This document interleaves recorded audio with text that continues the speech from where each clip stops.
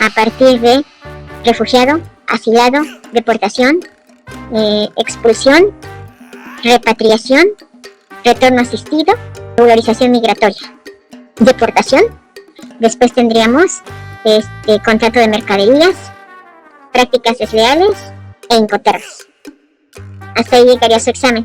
Tenemos entonces barreras al comercio internacional, contrato de mercaderías, extradición, inversión extranjera, prácticas desleales, procedimiento de extradición, procedimiento para el refugio, protección complementaria, refugiados, repatriación, retorno asistido, regularización migratoria, expulsión.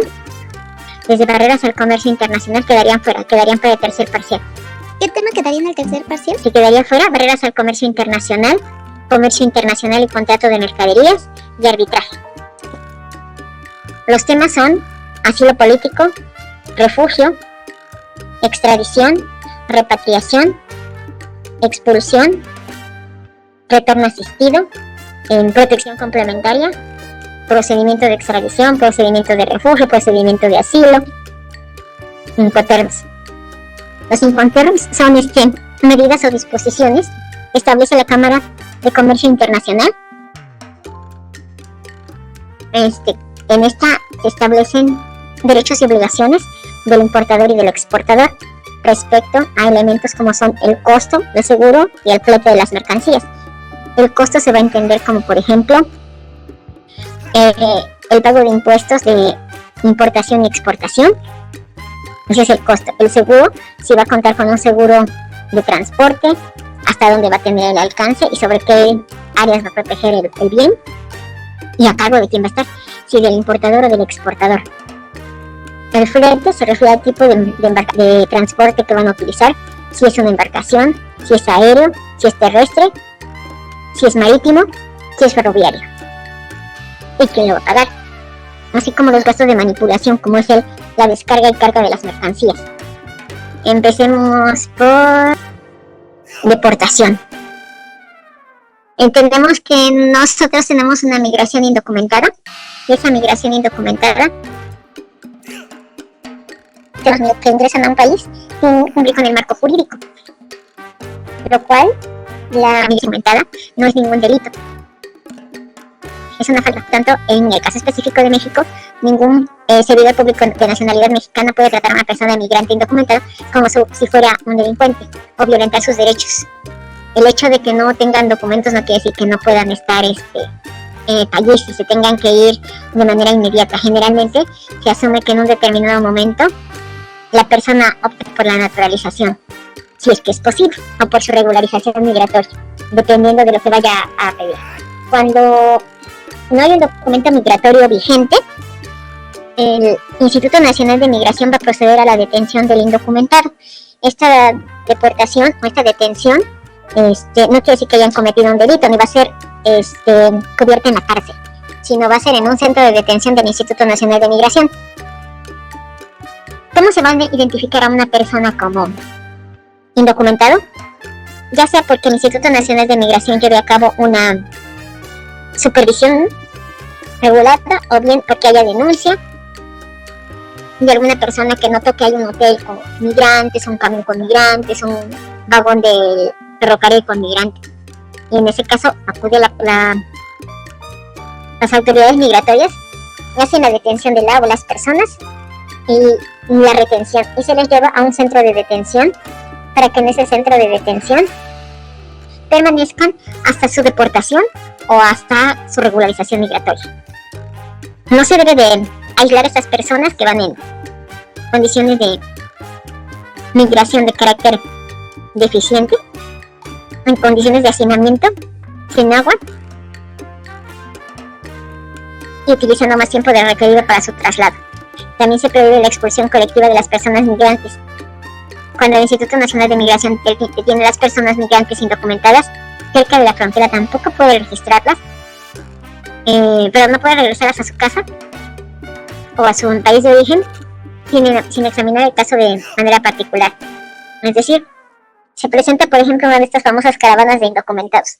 En esas famosas caravanas de indocumentados, lo que van a hacer es así les sorprendan en zona fronteriza, lo que van a hacer es que todos y cada uno de ellos van a ser estudiado su caso, pero no en bola. No todo el grupo, no todas las 300, 200 personas, sino va a ser específicamente cada una de las personas migrantes. Se va a examinar el caso de manera individual. Basta con que hayan pasado las fronteras del país. La deportación se va a considerar una violación a disposiciones migratorias. Ingresar al país sin la documentación debida después de ser deportado o no cumplir con las órdenes de salida del país. Presentar documentos falsos o presentar a los oficiales correspondientes a garantizar que están con una estancia legal en nuestro país o que están con una estancia ilegal en el país. No se puede proporcionar información falsa o presentar documentos falsos a los oficiales, ni fingir ser mexicano sin serlo de formación.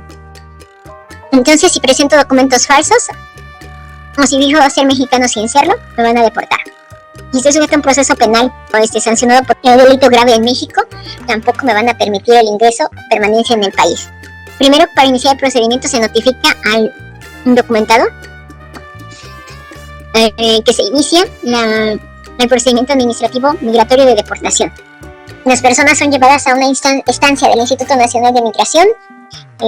Los niños que generalmente van a ser canalizados al DIF porque los niños no pueden ser deportados. Y las mujeres y adultos mayores que estén también presentes, generalmente solo adultos mayores, van al Instituto Nacional de Migración. Bueno, una vez que se le notifica que ha iniciado el proceso de deportación, se le va a proporcionar un traductor y un intérprete, dependiendo si no se puede expresar correctamente en español o no habla español. Se le van a facilitar los medios y se le va a comunicar con su consulado, a menos que el migrante pida que no sea comunicado con su consulado, porque está por solicitar un asilo o un refugio. Entonces, por ningún motivo quiere que su autoridad consular lo detecte y no le permita continuar con el trámite. Si por el contrario no va a solicitar ninguna cuestión de asilo ni refugio, en ese caso puede comunicarse con su representación consular, y en su representación consular le van a dar la representación y le va a permitir que el consulado acompañe al solicitante de refugio durante todo el procedimiento para la solicitud de otorgamiento de refugio. El refugio, recuerdo que nos mencionó que era como para las personas en general, ¿no? Que solicitaran algún tipo de protección. ¿Es correcto? Las personas que van a ser perseguidas en razones de su raza, religión, pertenencia a un determinado grupo social, preferencia sexual, sexo. Si no se va a solicitar el refugio ni el asilo, hay que avisar a los familiares o personas de confianza, ya sea en el territorio nacional o en el extranjero. Va a recibir información acerca del procedimiento de deportación y le van a decir también que tiene derecho a interponer un recurso efectivo contra las resoluciones del instituto. Va a contar con traductor, les había dicho, y va a recibir asesoría legal. Es decir, que la deportación es una sanción por violar leyes de disposiciones y leyes de carácter migratorio. Ingresar a un país sin la documentación debida o el permiso correspondiente. La deportación es una sanción por violar disposiciones migratorias. Van a ingresar por ingresar al país sin la documentación requerida, o que fueron expulsados y regresaron al país pero sin el documento necesario, que en este caso sería el acuerdo de readmisión. O si fueron expulsados y no se fueron, se quedaron en el país. Si se proporciona información falsa o presenta documentos falsos a los funcionarios migratorios o finge ser mexicano sin serlo, también puede ser deportado. Estar sujeto a un proceso penal o haber sido condenado por un delito grave cometido en México, va a ser sancionado primero en México. Se le va a proporcionar información acerca del procedimiento de deportación, el derecho que tiene de interponer un recurso efectivo en contra de las resoluciones del instituto, contar con el traductor o intérprete, recibir asesoría legal. En todo caso, el instituto va a proporcionar los medios de transporte necesarios para el traslado de los extranjeros al país de origen o de residencia. Deberá preverse que el suministro de agua sea suficiente y los alimentos también para el trayecto. Los extranjeros deberán estar acompañados por las autoridades migratorias mexicanas, las cuales deberán en todo momento respetar los derechos humanos del extranjero. Serían candidatos a ser deportados quienes hayan entrado al país sin la documentación requerida o por un lugar no autorizado. Los que fueron deportados y nuevamente intenten ingresar al país y lo logren, obviamente. Que se ostente como mexicano ante el instituto y no lo sea. Por estar sujetos a un proceso penal o haber sido condenado por delito grave conforme a las leyes nacionales en materia penal y las disposiciones contenidas en los tratados y convenios internacionales de los cuales se aparte México. También quien proporcione información falsa o exhiba ante el instituto documentación apócrifa, alterada o legítima, pero obtenida de forma fraudulenta. que haya cumplido una orden de salida del territorio nacional expedida por el instituto. ¿Cuáles serían las sanciones? Cualquier particular que reciba en custodia a un extranjero y permita que se sustraiga del control del instituto, se le va a sancionar con multa de 2.500 días de salario mínimo general. Impondrá multa de 100 a 500 días de salario mínimo al mexicano que contraiga matrimonio con extranjero, solo con el objeto de que el extranjero pueda radicar en el país. Eso es decir, el mexicano que se deje embaucar o que quiera, o se deje comprar para casarse con una extranjera con el único fin de que pueda radicar en México, se le va a multar al mexicano, pero también se le va a sancionar al extranjero que contraiga matrimonio con el mexicano con esa intención, mexicano-mexicano. Se impondrá multa de 1.000 a 10.000 o más a las empresas de transporte marítimo cuando permitan que los pasajeros o tripulantes bajen a tierra antes de que el instituto otorgue el permiso correspondiente. Una vez que se determine esta situación, vamos a limitar el ingreso. Una vez que eres deportado, si eres la primera vez que fuiste deportado, entonces tendrás un límite entre 1 y 5 años en el que la autoridad te va a poder imponer esa limitante entre 1 y 5 años, si es la primera. Puede ser 1, 2, 3, 1 y medio, 2 y medio. Si eres reincidente, es decir, no es la primera vez que entras y sales del territorio mexicano, de 2 a 10 años. Si has infringido leyes nacionales en materia penal o las disposiciones contenidas en los tratados y acuerdos y convenios de los que México es parte, la restricción sería de 5 a 20 años, y cuando la persona extranjera por sus antecedentes en México en el extranjero pueda de alguna manera comprometer la seguridad nacional o la seguridad pública, la deportación es definitiva. Si a mí me sancionaron, es la primera vez, me deportaron, pero me deportaron por 3 años. En 3 años va a haber mi restricción de ingreso a México. Si yo pretendo regresar antes de esos 3 años, ¿qué tengo que tramitar, Verónica? A mí me deportaron, pero es mi primera deportación y yo necesito regresar a México. Forzosamente, sí o sí tengo que regresar, pero todavía no cumplo los 3 años de limitante. ¿Qué puedo hacer para entrar a México antes de esos 3 años? Me sancionan. Bueno, entré a México de manera irregular. No me habían detectado, me sancionan, me deportan, pero yo necesito... me deportan y me ponen una restricción de... Si ya me deportaron, como era mi primera vez, me deportaron y me pusieron un periodo de restricción de 3 años. Pero me urge regresar al territorio mexicano. ¿Qué puedo hacer para regresar a México antes de que se cumplan el periodo establecido que habíamos dicho de 3 años? Entonces voy a hacerlo mediante un acuerdo de readmisión. Si ya me corrieron, bueno, ya me deportaron, ya me advirtieron y necesito regresar, porque necesito regresar, entonces lo que va a pasar es que tendré que firmar un acuerdo de readmisión para que me permitan entrar antes de haber cumplido los 3 años que me ponen como limitante. El acuerdo de readmisión va a ser un escrito libre en español en el que se manifieste la fecha y la forma en que se internó al territorio nacional, las razones por las cuales fue deportada, los motivos por los cuales desea ingresar al territorio nacional sin cumplir con el periodo de restricción impuesto y su compromiso bajo protesta de decir verdad, de cumplir con las obligaciones que determinan las disposiciones jurídicas aplicables. En caso de solicitud, se resuelve en forma positiva, es decir, que me permitan regresar al territorio mexicano antes de haber cumplido los 2 años. O 3 años. 3 años habíamos quedado. Ya hice un escrito, lo voy a presentar ante el consulado mexicano en Estados Unidos. Y el consulado mexicano, a través del área de la Secretaría de Relaciones Exteriores, remitirá al instituto la solicitud de readmisión dentro de los 5 días hábiles. El instituto va a emitir una resolución debidamente fundada, como tu vida. Que sí, esta sería la única manera de poder ingresar. ¿Que puedes ingresar después de haber sido deportada? Sí. Legalmente sí. Y legalmente pues te queda la opción nuevamente de entrar al país y que no sea sorprendida. Pero si eres sorprendida, el periodo de restricción ya no van a ser de 1 a 5 años, sino va a ser de 2 a 10 años. Entonces, una vez que el escrito esté listo, el instituto va a emitir una resolución fundada y motivada en un plazo de 60 días hábiles, contados a partir de la recepción de la solicitud. Si resulta favorable la solicitud de la persona extranjera, esta podrá promover ante el consulado la obtención de una visa en caso de requerirla. Es decir, el acuerdo de readmisión solamente es para que se ingrese a territorio mexicano, pero no va a ser permanente. Entonces, una vez que ya hice mi solicitud, que ya la presenté al consulado mexicano en donde esté, o sea, al consulado de México, en el país donde yo me ubiqué, donde me regresaron, el instituto va a trasladarlo a la oficina consular a través de la Secretaría de Relaciones Exteriores, lo va a turnar al Instituto Nacional de Migración. El instituto va a emitir una resolución debidamente fundada y motivada en un plazo de 60 días hábiles, contados a partir de la recepción. Y de resultar favorable la solicitud de la persona, esta puede promover ante el consulado la obtención de una visa en caso de requerirlo. Y obviamente de qué tipo de visa.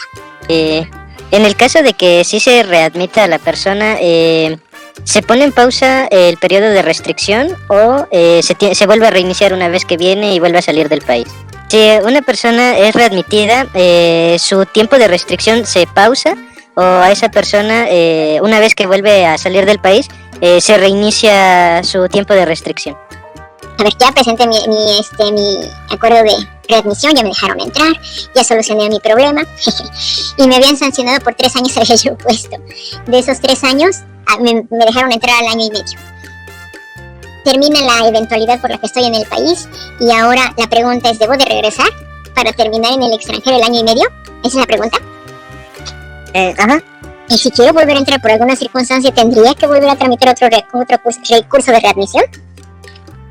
Sí, ¿verdad? Esa es la pregunta. Bueno, en caso de que ya me dejaron entrar y se me acuerdo de readmisión, una vez que realizan mi acuerdo de readmisión, yo lo que tengo que hacer es que me van a dar probablemente una visa humanitaria, y esa visa humanitaria la voy a tener que canjear o cambiar en el Instituto Nacional de Migración por una condición migratoria provisional, que sería, por ejemplo, visitante con o sin permiso para realizar actividades remuneradas. Ven que tengo 6 meses. Si después de esos 6 meses mi situación por la cual estoy en México me orilla a seguir en México, puedo pedir la extensión hasta por un periodo igual. Y después plantear al Instituto Nacional de Migración que sigo acá por tales circunstancias y de alguna manera solicitar la extensión del plazo que me dieron originalmente. Y si es necesario que me quede de manera permanente, solicitar que me autoricen que me puedo marchar cuando se termine la eventualidad, o bien puedo quedarme nuevamente regularizando mi condición migratoria, porque tuve una provisional, ya se acabó el problema, puedo quedarme en México, sí, porque mi estancia ya es legal. Ahora vamos a ver si me sigue funcionando esa misma condición migratoria, también tendría que cambiar. Si no tramito el acuerdo de readmisión, voy a estar sancionada por el periodo que me limiten, que me digan que no puedo ingresar al país. Eso es en cuanto a si me deportan. En cuanto al asilo político, te va a otorgar a aquellas personas que por su actividad, que por su ideología, está en peligro o en riesgo su libertad, su integridad y su vida en el país de donde provienen. Entonces, si del país donde provienen está en riesgo su vida o su libertad o su integridad física por la manifestación de ideas que han hecho, por su actividad política, por ejemplo, las madres buscadoras, por ejemplo, los periodistas, los ambientalistas, que puedan considerar que en algún momento le causan rechazo al gobierno, en ese caso pueden solicitar el asilo político. Para que se pueda solicitar el asilo político se deben de reunir ciertas características fundamentales. Primero, debe de ser una persona pública. Es decir, si cualquiera de nosotros entra a sus redes sociales y empieza a ver en contra de la Presidenta de la República, del Presidente del Senado y todo eso, no pasa nada porque no somos personas públicas. Pero por ejemplo, Loret de Mola, Broso, Javier Alatorre, que son personas públicas, tuvieran temor fundado de que debido a su trabajo y a su figura de personas públicas está en riesgo su vida, su libertad o su integridad, pueden solicitar a un país el asilo político. El asilo político lo podemos tramitar desde 2 medios. Uno, el territorial, y otro, el consular. El territorial es cuando yo estoy dentro del país al que pretendo solicitarle el asilo. Ya llegué a México y ahora voy a pedir el asilo. Y el otro, que es el asilo diplomático, había dicho consular. El asilo diplomático lo puedo hacer desde la sede de la embajada en el país donde me encuentre. Puedo solicitar a través de la embajada, el Estado mexicano me otorgue el asilo político, o bien, si no es directamente en la embajada, ya estando en territorio mexicano, y en territorio mexicano directamente solicito al Estado mexicano me acepte como solicitante de asilo. Abogada, ¿hay alguna consecuencia si el país no acepta el asilo? ¿Cómo? O sea, me refiero o sea que, por ejemplo, yo te lo solicito y tú me digas que no. Ajá, como si hay algo, no sé, algún acuerdo o algo que pudiera sancionar al país o al Estado. No. Yo solicito el asilo político en espera de que me lo otorgues. Pero finalmente, si tú decides como secretario de Relaciones Exteriores no asilarme porque no soy conveniente para el país, o por la razón que tú quieras, no es razón suficiente para que se te sancione. El otorgar el asilo político es una facultad de los estados que se le va a otorgar a quienes estime pertinente hacerlo. Tampoco es un tienes que otorgarla porque si no lo otorgas ya te voy a sancionar. No. Hay ciertas reglas. Se supone que no se debe de asilar a aquellas personas que estén acusadas de algún delito del fuero común o de algún crimen contra la humanidad. En ese caso, pues no van a ser asilados. Pero si no hay ninguna otra causa así tan pesada como esta, definitivamente es potestad de los estados otorgar o no el asilo a un determinado grupo de personas o una persona. No sé si me estoy explicando. Entonces ya solicité mi asilo y entre los derechos que tengo es el principio de no devolución. Tan pronto como yo solicite el asilo, así no... Bueno, a ver. Voy a solicitar mi asilo. En el inter en que me otorgan o no el asilo político, en ese inter, ¿qué condición migratoria es la que tengo? Ya solicité mi condición, mi asilo político, pero obviamente es un procedimiento que tarda. En el inter en el que ya lo solicité y la autoridad mexicana decide si me lo otorga o no, ¿qué condición migratoria tengo? Puede ser la condición de refugio, ¿no? No, acuérdate, el refugio es para personas que vienen perseguidas por motivos de raza, religión, pertenencia a un grupo social. Aquí yo vengo huyendo porque mis ideas no coinciden con las de mi gobierno. El agente de persecución va a ser el gobierno.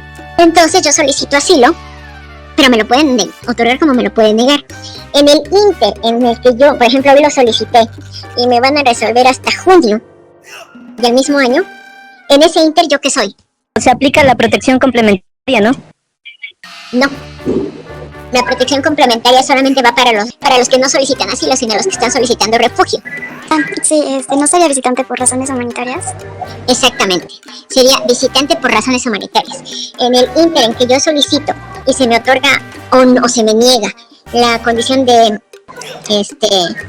asilado político, en ese inter soy visitante por razones humanitarias con la finalidad de que no se me aplique que se me aplique el beneficio de no devolución y no me vayan a devolver a mi país de origen. Entonces les decía que en ese inter yo voy a quedar protegida por el principio de no devolución, por lo menos hasta que la autoridad me confirme sí te voy a otorgar el asilo o no, definitivamente no te lo otorgo. Entonces, si ya me otorgaron el asilo, voy a tener derecho a que me ayuden a encontrar una vivienda, que voy a tener derecho a que me ayuden a encontrar un trabajo que me sea suficiente para sostenerme y que se me aplique el principio de unidad familiar, mediante el cual puedo traer del extranjero a mi familia que también se está viendo amenazada. De alguna manera, el gobierno me puede ayudar a sustraer a mi familia, que sería mi esposo, mi esposa, mis hijos, mis padres si dependen de mí, mis hijos menores de edad siempre que no sean casados. Bueno, me los puedo traer, o le puedo pedir al gobierno que me ayude, pero el gobierno me va a decir, sí, yo te ayudo a traerlos, pero tú demuéstrame que tienes dónde ubicarlos y que tienes solvencia económica. Si tú no me demuestras que tienes dónde ubicarlos y que tienes solvencia económica, yo no puedo comprometerme a traerlos porque es un gasto para el Estado mexicano, a menos que se demuestre que de no traerlos, en definitiva, peligraría su vida. Pero insisto, no como a la mejor o una sospecha, sino como algo inminente. Otro, o ese solicitante o requiriente de la extradición del sujeto. Esa es la activa. Por ejemplo, cuando México decide solicitar la extradición de Emilio Lozoya, o cuando decide solicitar también la extradición de Javier Duarte o decidió solicitar la extradición de Javier Duarte a Guatemala. Entonces ahí es activa porque es el sujeto, el Estado es el que tiene la iniciativa de solicitar a otro Estado la entrega de un individuo que ha cometido un delito en ese Estado.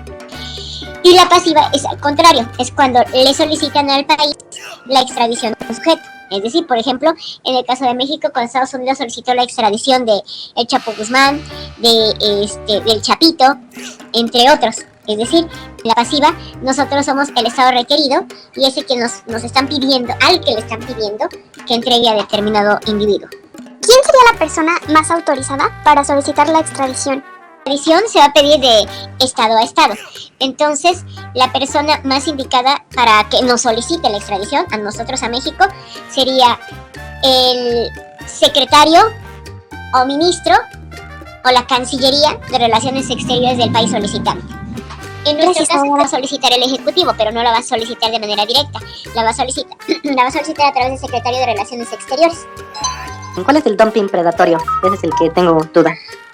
Bueno, el dumping predatorio es aquel dumping que tiene como finalidad disminuir mucho el precio de sus productos cuando ingresen a un mercado diferente al suyo. Cuando los esté exportando, los pretende exportar con precios por debajo del precio nacional, con la única finalidad de reventar la producción interna y de posicionarse como el único proveedor o el principal proveedor del producto, del bien o servicio. Vamos a dejar fuera del examen, vamos a ponerlo hasta para el tercer parcial, desde inversión extranjera.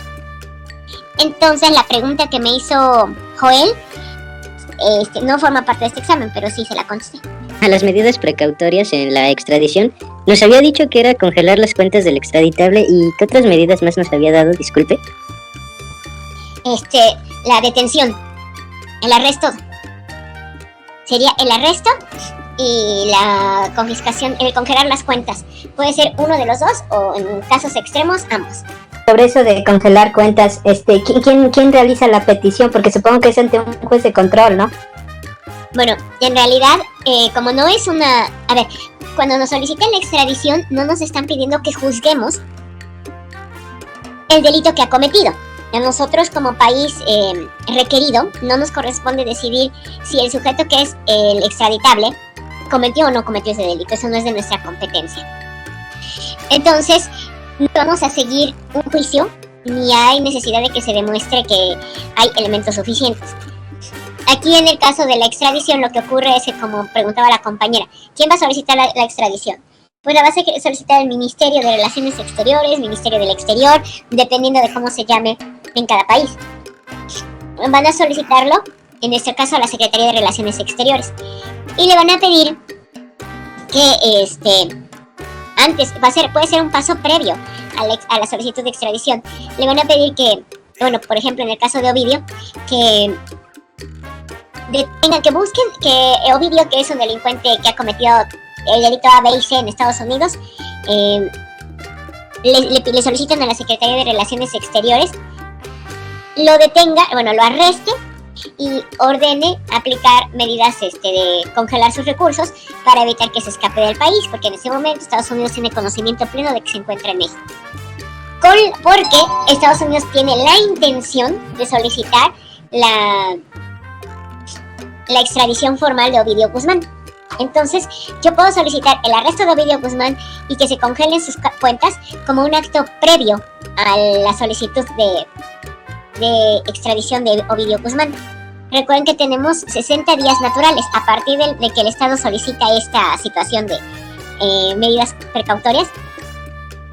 Tenemos 60 días y a partir de esos 60 días se le arresta, se le congelan sus bienes y en ese tiempo se tiene que presentar la solicitud formal de extradición.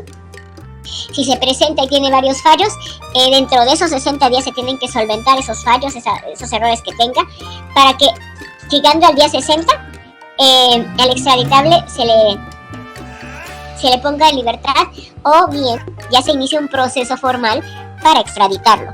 En realidad no necesitamos un juez de control. ¿Por qué no necesitamos un juez de control? Porque nosotros no estamos juzgando nada. Nosotros nada más lo estamos deteniendo como una medida precautoria para que no se le escape al Estado que está pretendiendo que se extradite. Sí, entonces sería la Secretaría de Relaciones sin aprobación de autoridad interna. No. A la Secretaría de Relaciones Exteriores se le solicita. Pero, como tú bien dices, o supones, me imagino, la Secretaría de Relaciones Exteriores es una autoridad administrativa y no tiene facultades para emitir ninguna de las dos medidas precautorias que le están solicitando. Entonces, la Secretaría de Relaciones Exteriores lo va a solicitar al juez de distrito. ¿Sí? Entonces, una vez que reciba la petición, se va a solicitar al juez de distrito que emita una resolución en la cual se ordene el arresto de Ovidio Guzmán y o congelar sus bienes. de cuando nos explicó el tema de protección complementaria, nos mencionó la figura de las visas humanitarias, pero nos explicó, bueno, es que ahí me confundí un poquito, nos explicó que en México no existe como tal esa figura de visas humanitarias, que es, aquí en México sería protección complementaria, bueno, que es una figura similar, pero aquí, bueno, hasta no sé que la tenía como en duda porque no sé si sí estaba bien eso de que aquí en México no existe eso de visas humanitarias. Bueno, aquí en México, cuando a alguien le niegan el refugio, porque es cuando va a operar la protección complementaria, es decir, si tú no me has solicitado refugio, si tú eres cualquier otra persona que no viene perseguida por su gobierno o por un grupo dominante, no me puedes solicitar refugio y tampoco me vas a poder solicitar protección complementaria. No sé si me estoy explicando. La protección complementaria tiene como finalidad única y exclusivamente apoyar a las personas a las que se les ha negado el refugio para que no los devuelvan a su país. Es la única finalidad. No sé si me estoy explicando.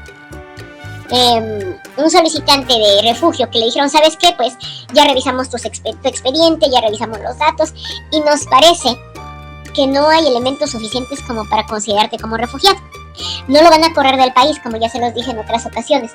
Lo que van a hacer es que se le invite a buscar refugio en otro lado, pero si quiere se puede quedar aquí como visitante sin permiso para realizar actividades remuneradas. Para evitar que pierda todos los privilegios, el solicitante de refugio, una vez que ha sido rechazada su solicitud de refugio, lo que le conviene hacer es solicitar la protección complementaria y decir, bueno, Estado, tú no me puedes otorgar todos los derechos que tendría un refugiado, pero sí me puedes mantener dentro de tu país para que mi país no me extraiga de aquí. Y en ese caso, opera la protección complementaria. En otros países, este tipo de protección se llama visas humanitarias. Ahora, nosotros también podemos emitir visas humanitarias. Sí podemos emitir visas humanitarias, pero es diferente para nuestro país, es diferente de la protección complementaria. Para otros países no hay protección complementaria porque se llama visa humanitaria. En nuestro caso, la visa humanitaria es, por ejemplo, estás en el extranjero y te urge llegar al país porque hay una situación de que han secuestrado a un familiar tuyo en México y tú vives en Canadá. No vas a esperar a hacer todos tus trámites porque urge que estés en el país. Entonces puedes solicitar una visa humanitaria para ingresar al país y después regularizar tu condición migratoria. No sé si quedaría claro, sería al revés. Es decir, la protección complementaria se le otorga al solicitante de refugio que ha sido rechazado. Ya se le otorgó. Y va a tener la ventaja de que va a quedarse en el país de manera permanente hasta que la causa que dio origen al refugio desaparezca. En cambio, el que tramite visa humanitaria va a ser aquella persona que viene del extranjero que necesita ingresar a territorio mexicano por una situación de emergencia. Puede ser porque tenga un enfermo, porque venga a hacer una donación de órganos, porque le han secuestrado a su familia, alguna circunstancia parecida a esta. Entonces, sin tener ninguna situación de compartir fronteras ni nada, un ciudadano cualquiera que necesita venir a México va a tramitar una visa humanitaria. Una vez que tramite la visa humanitaria y que llegue a México, debe de regularizar su condición migratoria. Entonces sería correcto afirmar que la visa humanitaria es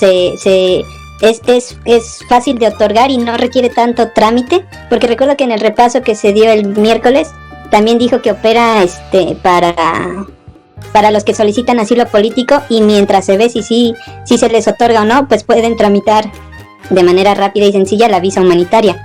Entonces sería correcto decir que este es un trámite sencillo que el Estado mexicano en su mayoría de las veces otorga.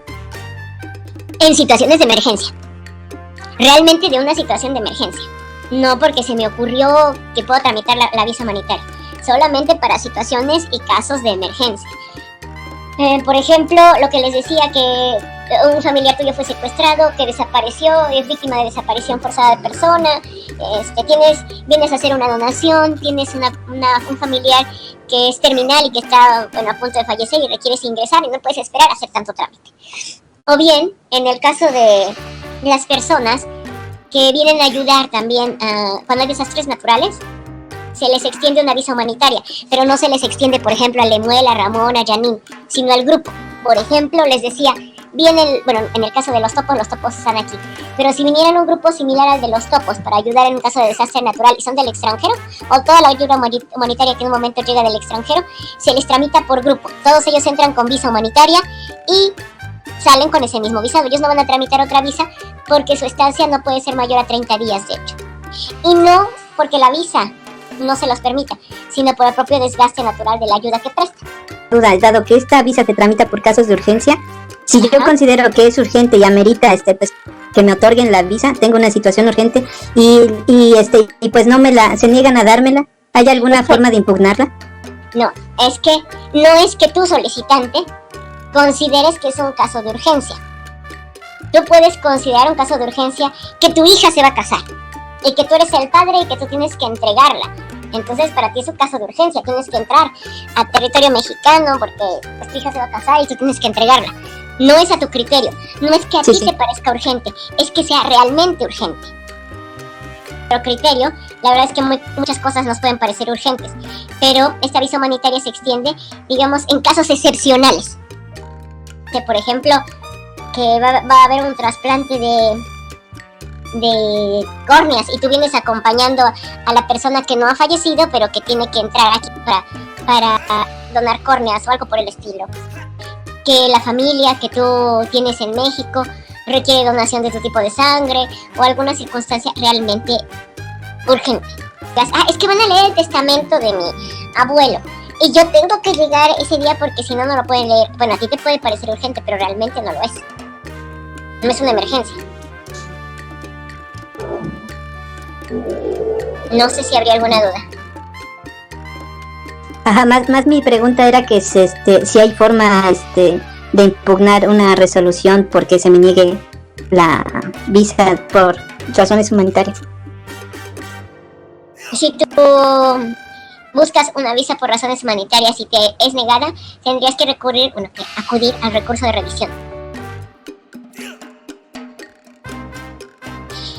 La autoridad es un trámite administrativo que tiene que ser rápido, por eso es precisamente visa humanitaria.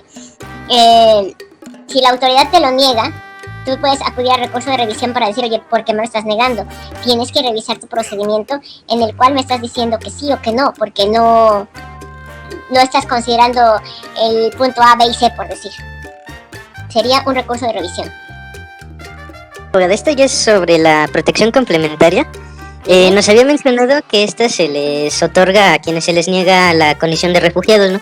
Pero ¿cómo, o exactamente cómo es que se determinan esos sujetos a los que sí se les otorga la protección complementaria, pero no la condición de refugiados? Bueno,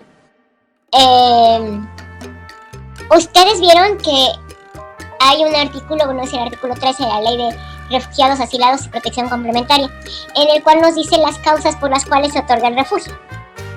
Y también la ley es clara, y dice, para todos aquellos sujetos que no encuadren, en ninguna de las fracciones del artículo 13 y no se le otorgue la condición de refugiado por tal situación, puede solicitar la protección complementaria. ¿Cuál es lo que dice ese artículo 13?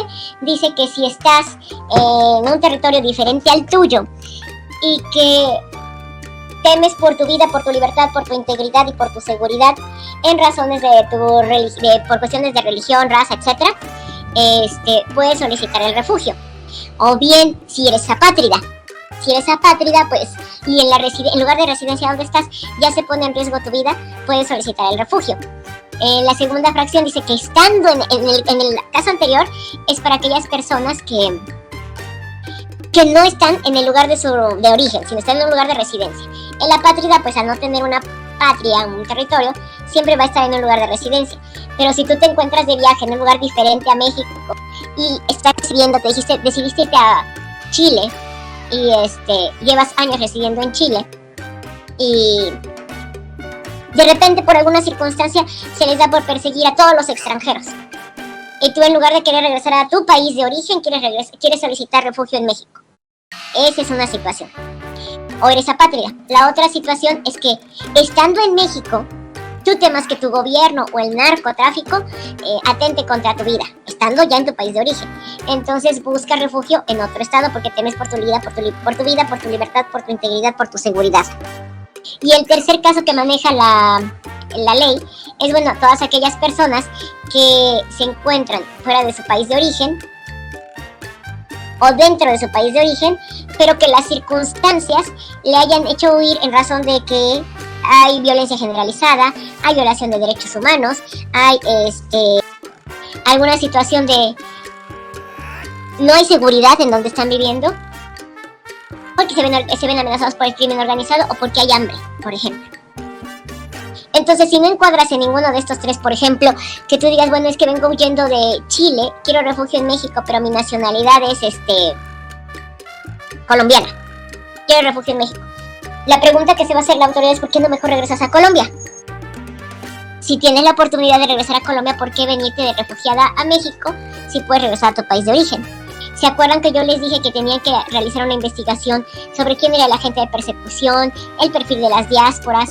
También tenían que decirme, también tenían que investigar qué tan real era el daño, si era un daño o un peligro inminente o solamente era una suposición de peligro.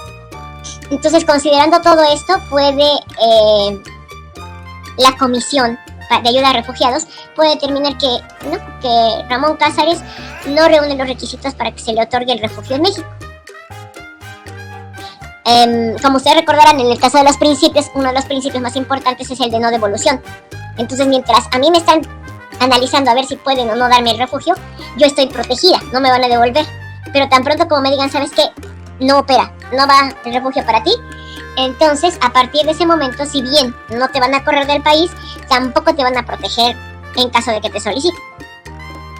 Entonces, busco la protección complementaria de ese país, o sea, de México, y solicito mencionando que, dado el expediente número tal, en el cual solicité refugio al gobierno mexicano de fecha tal y por las tales circunstancias, la autoridad resolvió no otorgar la condición de refugiado por tales causas. Pero ante el peligro inminente de tu vida, tu libertad, tu integridad, solicitas al gobierno mexicano que otorgue la protección complementaria.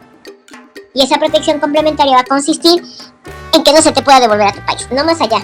No vas a tener los mismos beneficios y ayudas que los refugiados, pero sí te va a garantizar que no vas